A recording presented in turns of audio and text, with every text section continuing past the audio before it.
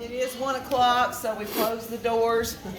And I want to tell you all that seeing this many people come out for a program on a Saturday afternoon to learn about reptiles and amphibians in Alabama warms my heart.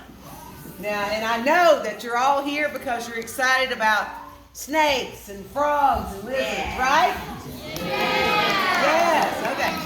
Well, my name is Daphne, and I'm a ranger here at the Refuge, and I see a lot of familiar faces in the crowd. A lot of things that people do not know about our state. Alabama is a very wealthy state.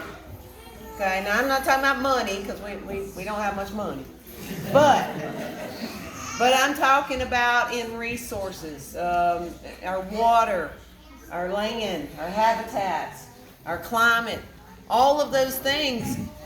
Guys, we rank number 1 in the concentration of plants and animal life. Alabama has more biodiversity acre per acre than any other state. Isn't that amazing? Yeah! Now, what that means is when you get out and you're hiking and you're fishing and you're enjoying, what we have here in our state, you come in contact with a lot of other types of wildlife, and including herps. So our frogs, our salamanders, our lizards, our snakes. Alabama ranks number 3 in the country in the species of reptiles and amphibians. So we are blessed. And so we're going to learn about some of those today. We're going to cover a few things. And I forgot to do it in the first program, but I'm going to say it this time. I have about 18 species of different stuff. Okay? Some of it, everything from, most of it just common animals that you come across, from a toad all the way up to some of the more uncommon stuff, like a scarlet king snake. So we do have a good little variety of different reptiles and amphibians, but it's hard to find reptiles and amphibians in August in Alabama. Okay? It's hot and it's dry. Well, normally, not this year. But I've been very fortunate, Wetlands Edge, and also F.E. Burleson's STEM program. They have some lab animals that they've let me borrow. So they're native wildlife to this area, and they work for my program, and so I wanted to tell them all thank you and do a shout out. So.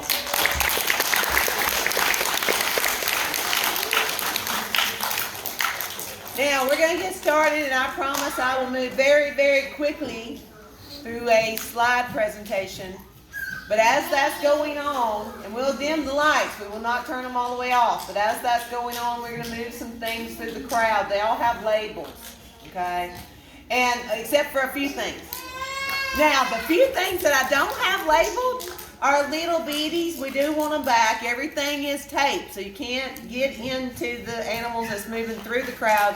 After the program's over, we will get out a few live things that you'll be able to touch a snake if you would like to. You don't have to. You will need hand cleaner after touching the snake. But a couple of the things we're going to pass around, do take a look at. It's pretty interesting. One, thank you, David, is 5-line skink. We think 5-line skink poop. Now, it is in a container, so you don't have to worry about touching it. But it is scat from a 5-line skink. Well, that's pretty cool. I mean, how many of us have seen that and know what that looks like? Also, there's some snake vertebrae, some of their bones, a backbone piece. It's kind of cool to see. So we're going to move some things along with some live turtles and frogs and others through the crowd. So do be gentle with them, and just everybody have a chance to look as we're doing the slide program. So if everybody's ready, we'll get started.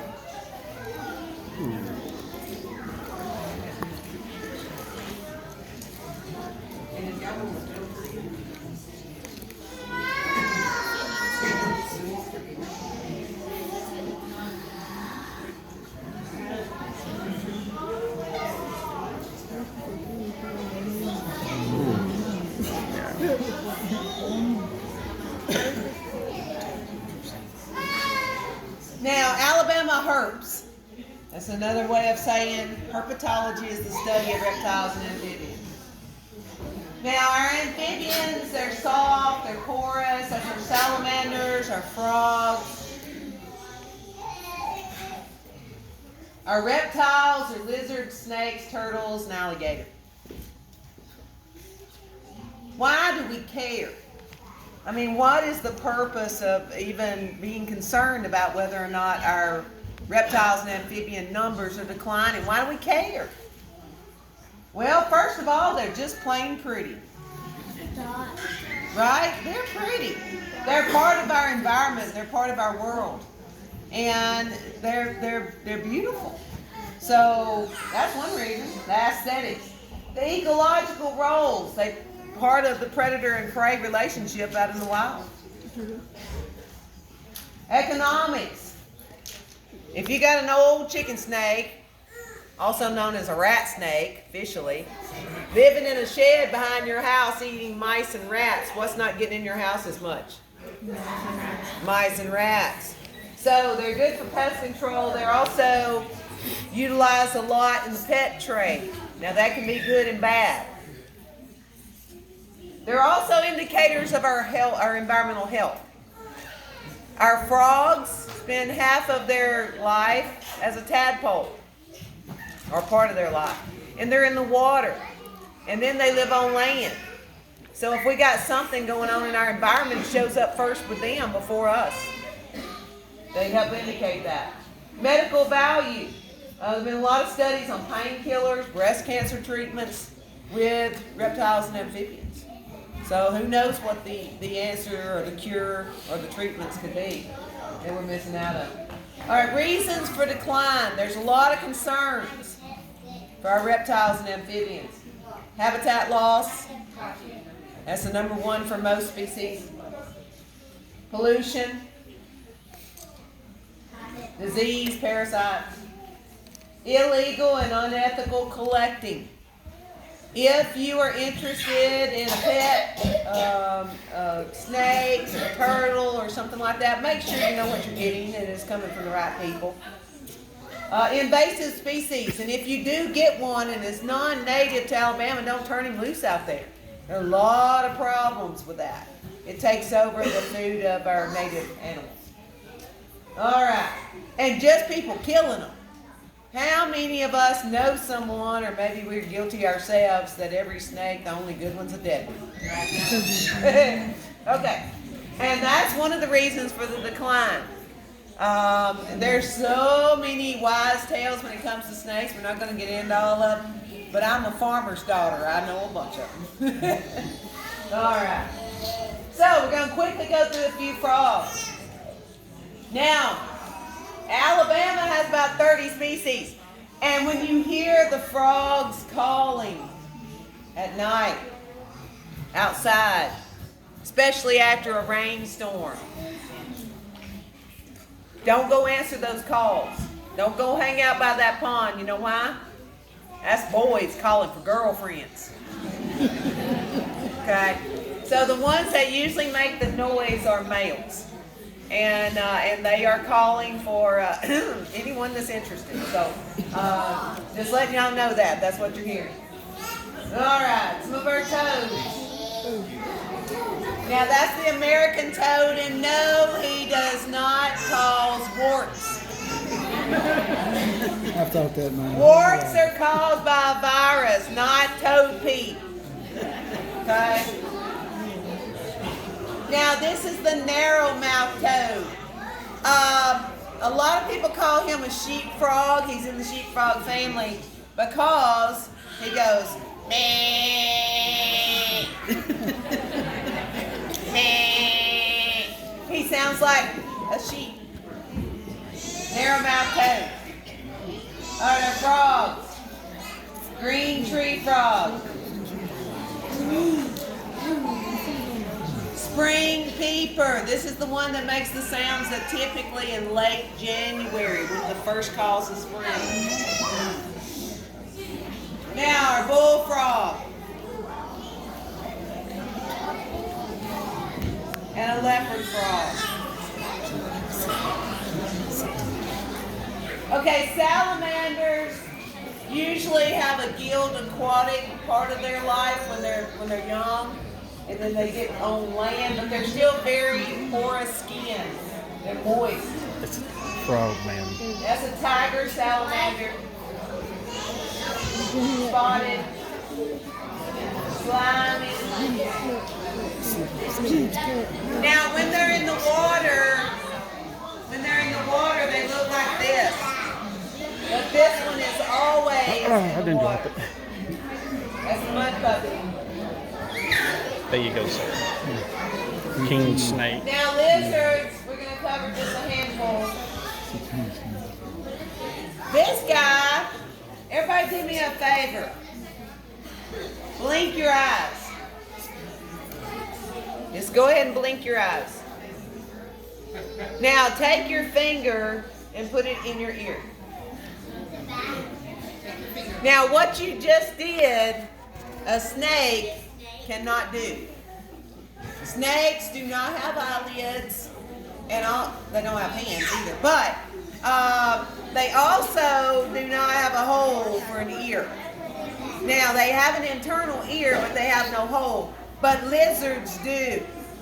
So this first picture is actually a lizard with no legs. So people call them snakes a lot, but this is not a snake. This is a glass lizard because he can blink his eyes and he has a hole in his head for his ear. Fence lizard. Now, what do you call a lizard that changes colors? A chameleon. Well, Alabama has a chameleon, and he's called the green anole. Now, a green anole can be green, it can be brown, it can be yellow. And when he is really, really interested in a lady, he can grow this big red neck. And that's how they indicate their interest, is they will show this lady a very red neck. I mean, you know, hey, we in the South. All right, skinks. And then some of them, when they're males, get a big red head. And that's the broadhead skink. Those guys can get pretty good size. And you know it's a male because he's got a very large red head. The broadhead skink. Now this is one you recognize. Most of you probably seen it around your house, in the porch. And that's a five-line skink. Alright, let's see. Now we're going to quickly cover a handful of the non-venomous snakes in Alabama. Oh, thank you. And he's going to give me some water. He's so great. Everybody tell David thank you too, by the way. Thank you, David.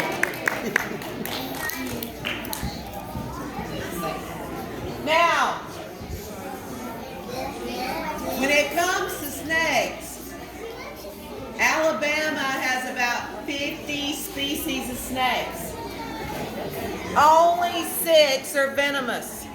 So most of the time when you see a snake, it is harmless. And we're going to cover the non-venomous snakes first. Worm snake. Rough green snake. If you were to rub down his back, it would feel like sandpaper. Now this is a milk snake, and no, he does not drink milk. Okay? He's named that because he's typically found around farms and old dairy farms and that sort of thing. Ribbon snake. There are 2 long striped snakes that have stripes that go up and down their body. Ribbon snake and the garter snake. Those are the two in Alabama.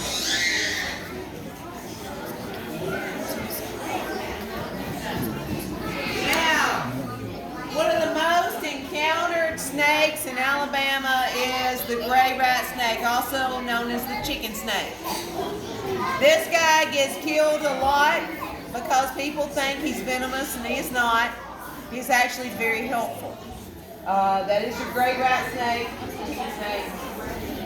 His cousin, the corn snake.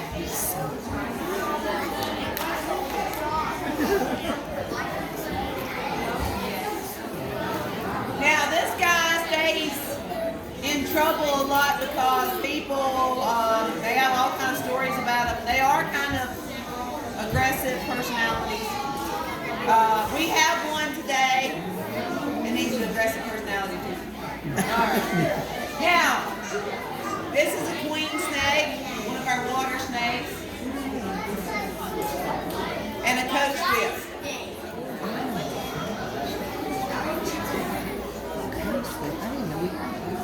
Northern pine, black pine, that's found in South Alabama. These two particular snakes have been declining in numbers. Okay, loss of habitat being Now, the one snake that occasionally gets an excuse of being left alone because they eat other snakes. Who is that? King snake, yes. These are our king snakes. Black king snake, speckled king. There's also an eastern king. There's a scarlet king. Now, this is a hognose snake.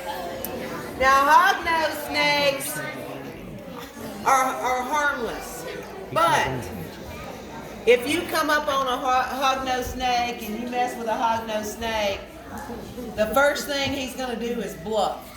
So he's going to suck in air, he's going to blow his head up real big, and he's going to look mean, and he's going to hiss, and he's going to carry on. And then, if you don't leave him alone, he'll throw up on you. And after that, if you still don't leave him alone, he will fall over dead in front of you. He's like, man, leave me alone, I am dead. Don't you see, I am dead. So if you pick him up and you put him on his tummy, he flips back over on his back. He's like, no, man, I'm dead, really, I'm dead. Anyway, he puts on quite a show. It gets him killed a lot because people think they're venomous. But he is absolutely harmless. That's all I'm saying. Now, a federally protected snake in Alabama that was believed to be gone from Alabama, but has been going through reintroduction, is the indigo snake. These guys can get 8 feet long. They're big snakes. They are harmless though, but they are big snakes. Beautiful. Okay. Now the venomous snakes. We do not have coral snakes in North Alabama, but we do have them in South Alabama. They are not pit vipers, and they are generally very docile snakes. They're not terribly aggressive, and they're pretty secretive. But drop for drop, their venom is the most dangerous. And that's the one that's red touching yellow. You're a dead fella. Okay, they're beautiful snakes. Copperhead. The most commonly encountered venomous snake in Alabama is probably the copperhead. And actually, he accounts for most of the venomous snake bites. But usually, they are not deadly. That's the copperhead. Big head, elliptical pupils, chunky body, cottonmouth. Generally around water, when he opens his mouth, then you know why he's got the name cottonmouth.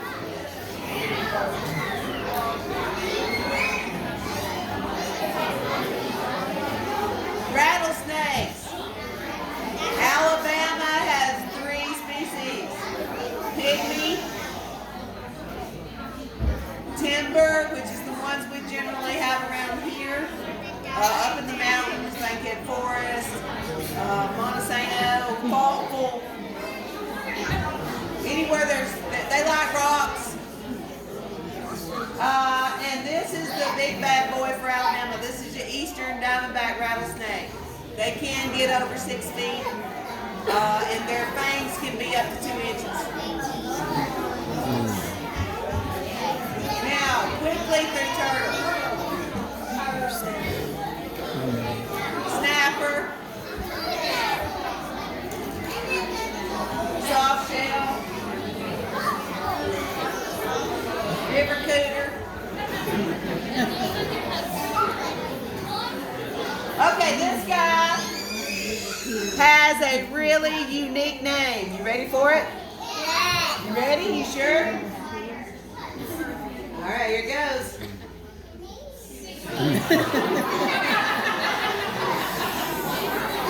Now, let's just say he earned it. Okay, he's deep. All right, our box turtle. Now, before we leave turtles, Alabama, our state, has more turtle species than any state in the whole country. Freshwater turtles. Isn't that cool? All right. Now, we have one species of animal in the crocodile family. Who is it? Alligator.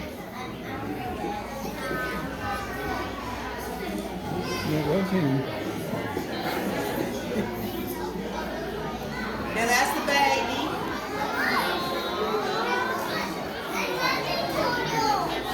That's daddy. All right. Now, I'm going to quickly get you out of here.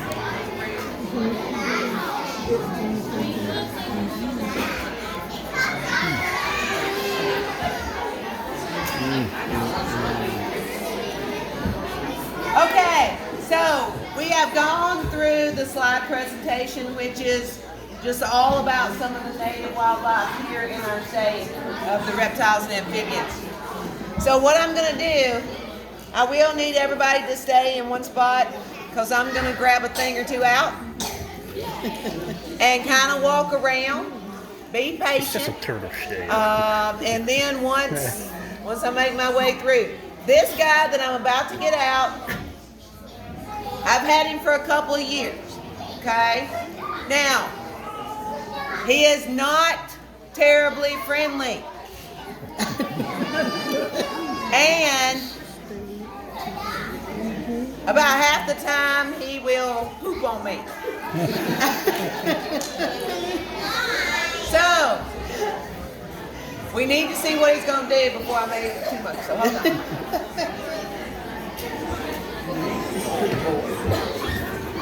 She's putting that big one.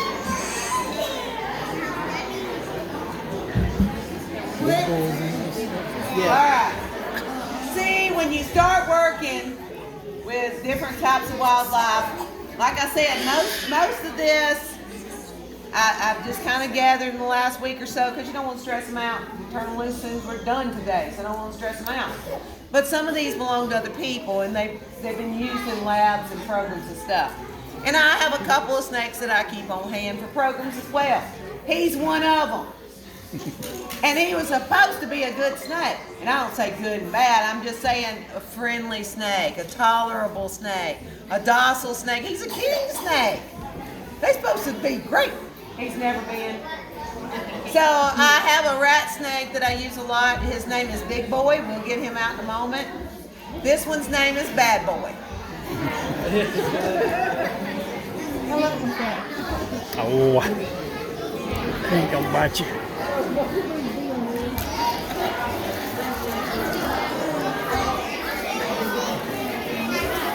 He is not venomous.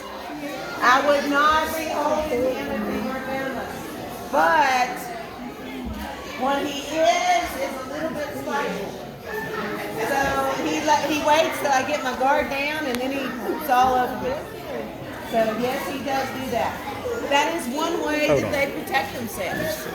And in the wild, you not only have to worry about whether or not you get There you go, you sir. have to worry about whether or not it's going to kill. So it does sting. I'm just gonna walk through it with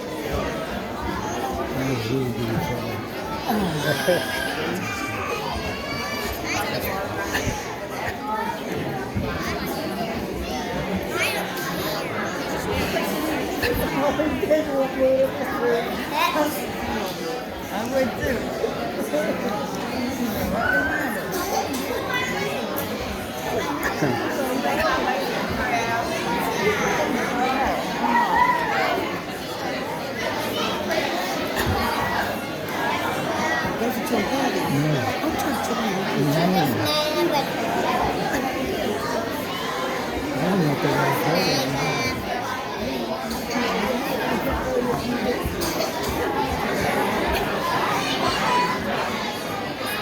And you do know she's gonna come this way, right? I'm going for the Lord.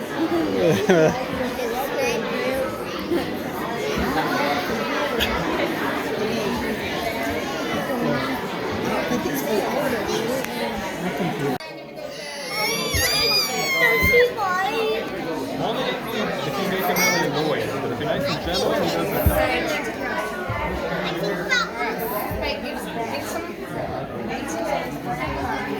What do you think? Feel weird? A little bit cool to the touch, a little smooth. Look, touch him right there. Okay, hold on. We're gonna go look at something over here. I wanted to tell you all thank you for coming. Well, And I hope you got a greater appreciation for what we have here in Alabama, which is a blessing. It's amazing. Also, we're going to get out a couple of snakes for the ones that would like to touch, to feel, to see. You won't get to touch them. You won't get to hold them.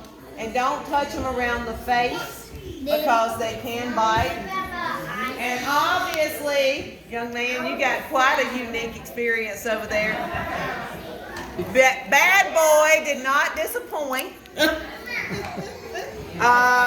Most of you were lucky, but there was a young man in the corner that got this close to his shoe. So didn't quite get him, but got this close. So yeah, bad boy did not disappoint. There's a little snake scat in the corner. So to tell you thank you, we're gonna grab a couple things out. And if you do touch, you do need to get a hand cleaner or go to the restroom and wash your hands, okay? Also, as the specimens come back from being passed around, if they would make sure they get taken to the table and placed on the table, because I do need to get those back. So, we have one last thing. We have up here, I'm going to have out a gray rat snake, also known as chicken snake. His name is Big Boy. He's been with me a long time. And David's going to have out a corn snake. Both of these are pretty tolerable. So if you would like to touch them, this would be a good time for that. Awesome. And if you've never touched the snake, guys, they actually feel kind of nice.